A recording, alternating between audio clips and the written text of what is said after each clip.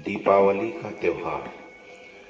दीपावली का त्योहार सिर्फ कार्तिक मास की अमावस्या को ही नहीं बनाया जाता है, बल्कि ये 5 दिनों का त्योहार होता है। ये धनतेरस से शुरू होकर नरक चतुर्दशी, दिवाली, अन्नकूट, गोवर्धन पूजा और यम द्वितीया तक चलती है। धनतेरस के दिन ही यम का दीपक जलाया जाता है। इस दिन शाम को रात होने से पहले भगवान कुबेर और धनवंतरी की पूजा के बाद यमराज के नाम का दीपक घर के बाहर जलाया जाता है। दीपक की लौ दक्षिण की ओर रखी जाती है। कहते हैं इससे अकाल मृत्यु और दुर्घटना का भय टल जाता है। यह एकमात्र ऐसा खास दिन होता है जब यमराज की पूजा की जाती है। धनतेरस के दिन बर्तन, सोना, चांदी, झाड़ू इत्यादि की खरीदारी भी की जाती है। धनतेरस पर हमने एक वीडियो बनाया है, आप देख सकते हैं। इसके बाद आता है नरक चतुर्दशी।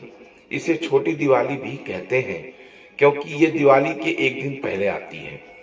सतयुग में समुद्र मंथन के दौरान इस दिन माता काली का प्रादुर्भाव हुआ था, तो इस दिन काली पूजा भी की जाती है। द्वापर युग में इस दिन भगवान कृष्ण ने महाआतंकी राक्षस नरकासुर का वध किया था। नरकासुर के वध के नाम पर ही इस दिन को नरक चतुर्दशी कहते हैं। नरक और स्वर्ग वाला नरक से इसका कोई संबंध नहीं है।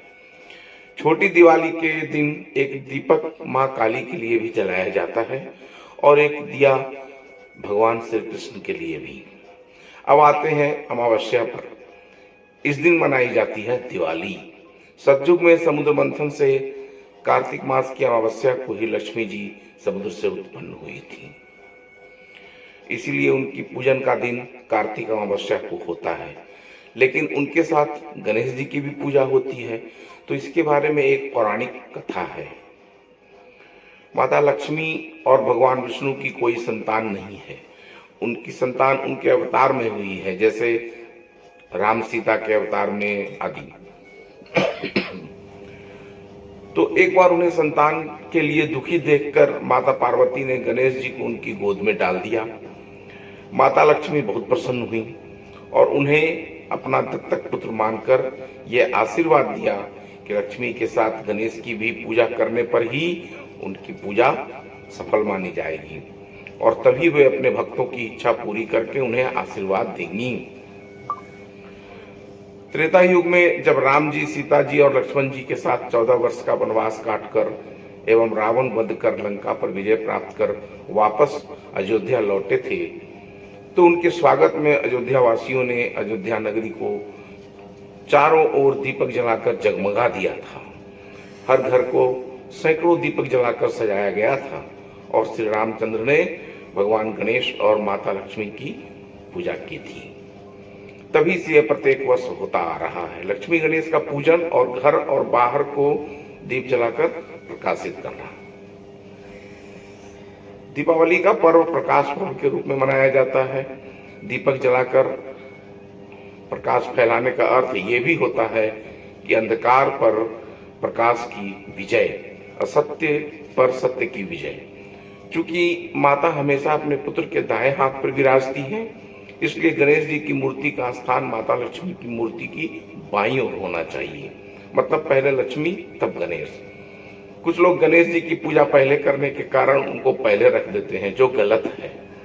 एक पौराणिक कथा के अनुसार गणेश जी का हाथी का सिर होने के कारण उनकी शादी ही नहीं हो रही थी, तो उनके वाहन मूषक देव ने सभी देवताओं की शादी में विघ्न डालना शुरू कर दिया और इस विचार से उनके बारात जाने के रास्ते में गड्ढे खोदने शुरू कर दिए। तब सभी देवताओं ने ब्रह्मा जी से इस समस्या का निदान करने को कहा।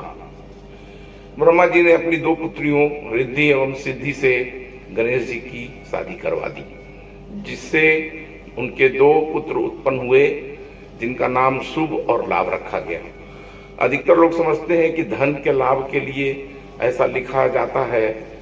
हाँ, लाभ तो होता ही है, मगर ये गणेश जी के पुत्रों के नाम हैं, जिनका नाम लिखने से गणेश जी और लक्ष्मी जी प्रसन्न होकर धन का लाभ करवाते हैं और सब कुछ शुभ भी होता है। कहते हैं इस अमावस्या की रात्रि को माता लक्ष्मी अपने वाहन उल्लू पर सवार होकर पृथ्वी पर विचरण करती हैं और अपने भक्तों पर धन एवं ऐश्वर्य की वर्षा भी करती है। लक्ष्मी जी के साथ गणेश जी की पूजा का एक तार्किक सिद्धांत ये भी है कि लक्ष्मी पानी से उत्पन्न होने के कारण चंचल होती हैं और एक जगह स्थिर नहीं होती हैं, और धन आ जाने से इंसान के अंदर घमंड भी पैदा हो जाता है। तो धन के साथ बुद्धि भी दी जाए तो वो उस धन का सही उपयोग करके अपना भला कर सकता है, और गणेश जी बुद्धि के देवता हैं ही, तो इस वजह से भी लक्ष्मी के साथ गणेश का भी पूजन किया जाता है। दिवाली मनाने के वैज्ञानिक कारण भी है। पहला वैज्ञानिक कारण ये है, दिवाली पर्व वर्षा ऋतु की समाप्ति के बाद आती है। वर्षा ऋतु में बहुत जगह जल जमाव हो जाता है, जिससे पानी सूखने के बाद गंदगी बाहर आ जाती है। तो इस वजह से दिवाली के समय लक्ष्मी जी के आगमन के नाम पर साफ सफाई कर दी जाती है और हम उन गंदगी से फैलने वाली बीमारियों से बच जाते हैं। दूसरा वैज्ञानिक कारण है, दीपकों को जलाने से उनकी लौ में जलकर सभी बरसाती कीड़े समाप्त हो जाते हैं, जो बरसात के बाद इधर उधर उड़ते फिरते हैं और हम सबको नुकसान पहुंचा सकते हैं।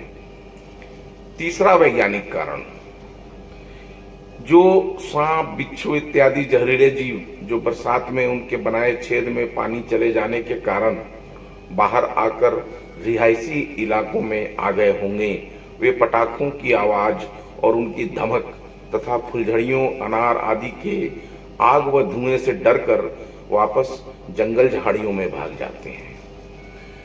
और अब आती है दिवाली के एक दिन बाद गोवर्धन पूजा का पर्व, जिसे हम सब बड़ी धूमधाम से मनाते हैं, खासकर ब्रजवासी लोग। गोवर्धन पूजा के पीछे की कहानी यह है कि माना जाता है कि वृंदावन में ब्रज में जब माता यशोदा इंद्रदेव की पूजा की तैयारी कर रही थी, तब भगवान श्री कृष्ण ने उनसे एक सवाल किया था, जिसमें उन्होंने पूछा था कि भगवान इंद्र की पूजा क्यों की जाती है।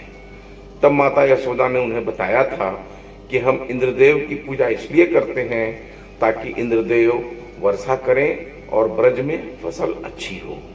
यह सुनकर भगवान श्री कृष्ण ने माता यशोदा को कहा कि आप इंद्रदेव की पूजा करने की जगह गिरिराज पर्वत की पूजा कीजिए। गिरिराज पर्वत पर हम स्थित औषधियां हमें बीमारियों से दूर रखती हैं, वहां पर लगे वृक्षों के फल हमारी भूख शांत करते हैं, वह कई वर्षों से हमारी रक्षा करते आ रहे हैं। इसलिए भगवान इंद्रदेव की पूजा अर्चना की जगह हमें गिरिराज पर्वत की पूजा करनी चाहिए, क्योंकि वर्षा के लिए हमें इंद्रदेव की अर्चना की जरूरत नहीं है। यह इंद्रदेव का कार्य है जो उन्हें करना ही है। भगवान श्री कृष्ण की बात मानकर ब्रिजवासियों ने गिरिराज पर्वत की पूजा अर्चना करना शुरू कर दिया, जिसे देखकर इंद्रदेव क्रोधित हुए और उन्होंने वृंदावन पर मूसलाधार बारिश शुरू कर दी। इसके बाद भगवान श्री कृष्ण ने अपनी सबसे छोटी उंगली पर ब्रिजवासियों की रक्षा हेतु गोवर्धन पर्वत को उठा लिया और लगातार 7 दिन तक इंद्रदेव के प्रकोप से ब्रिजवासियों की रक्षा करते रहे। श्री कृष्ण गोवर्धन पर्वत को अपनी सबसे छोटी उंगली पर उठाए रखे और उस पर्वत ने अपनी छत्र छाया में ब्रिजवासियों को बचाए रखा। तब से आज तक हर साल दिवाली के दूसरे दिन गोवर्धन पूजा की जाती है। इसी से जुड़ी एक और कथा मिलती है पुराणों में, 56 भोग की। ये 56 भोग क्या होता है? हम सभी ने कई बार किसी पार्टी के खाने के मेनू की प्रशंसा में ऐसा लोगों को कहते सुना है कि खाना का तो बहुत ज्यादा वैरायटी था, एकदम 56 भोग था। तो आइए जानते हैं 56 भोग के बारे में। क्या है ये 56 भोग? पौराणिक कथाओं के अनुसार ऐसा कहा जाता है कि श्री कृष्ण एक दिन में 8 बार भोजन ग्रहण करते थे और इंद्रदेव के प्रकोप से ब्रिजवासियों की रक्षा करने के दौरान श्री कृष्ण 7 दिन तक गोवर्धन पर्वत को बिना कुछ खाए पिए खड़े रहे। इसके बाद इंद्रदेव को यह एहसास हो गया कि श्री कृष्ण कोई और नहीं, स्वयं नारायण के अवतार हैं, जिसके बाद उन्होंने अपनी गलती स्वीकारी और श्री कृष्ण ने गोवर्धन पर्वत को वापस उनके स्थान पे रख दिया। इस चमत्कारिक घटना के बाद जब दिनचर्या वापस आम हुई तो ब्रिजवासियों ने यह माना कि श्री कृष्ण ने 7 दिन से बिना कुछ खाए पिए उनकी रक्षा की है, तो प्रेम और स्नेह में उन्हें उन्होंने श्री कृष्ण को उन 7 दिनों का 8-8 बार का भोजन, यानी 8 गुने 7 बराबर 56, तो 56 भोग बनाकर खिलाए। तब से लेकर आज तक जन्माष्टमी के अवसर पर श्री कृष्ण को 56 भोग बनाकर खिलाया जाता है। अब आता है द्वितीया, जिसे यम द्वितीया के नाम से जाना मनाया जाता है। एक कथा के अनुसार इस दिन यमराज ने अपनी बहन यमुना के घर भोजन किया था और उसे बहुत सारा आशीर्वाद दिया था। उसी दिन से सभी बहनें इस दिन भाई दूज के नाम से मनाती हैं और उनकी लंबी उम्र की कामना का व्रत भी करती हैं। 10,000 वर्ष की समाधि से भगवान विष्णु की काया से विचित्र वर्ण युक्त एक देव ने प्रकट होकर भगवान देव प्रकट हुए और भगवान ने उन्हें कायस्थ जाति की संज्ञा देकर पृथ्वी पर जाकर संतानोत्पत्ति कर धर्म का प्रचार करने का आदेश दिया।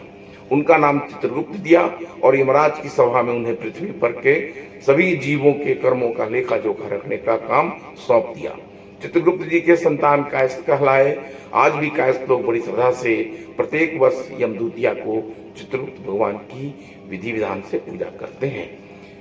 इस दिन जो कोई सच्चे मन से श्री चित्रगुप्त भगवान का पूजन करता है वो अपने सभी पाप कर्मों से मुक्त होकर इस पृथ्वी का ऐश्वर्य भोगने के पश्चात अपने समय से मृत्यु को प्राप्त करता है और स्वर्ग लोक को जाता है। जय श्री कृष्ण।